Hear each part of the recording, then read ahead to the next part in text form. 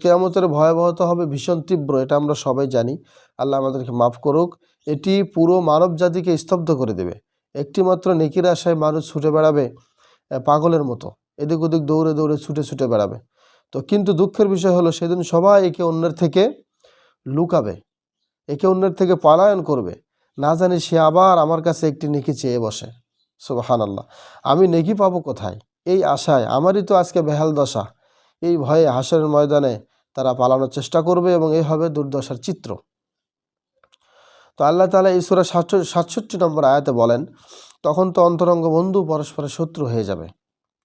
তবে এখানে ব্যতিক্রমও আছে।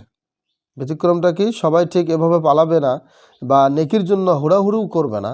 সেই ব্যতিক্রমের কথা এই আয়াতে আল্লাহ জানিয়ে দিয়েছেন। ব্যতিক্রম থাকবে কেবল সেসব লোক যারা আল্লাহর অবাধ্যতা থেকে নিজেদেরকে বাঁচিয়ে রাখে।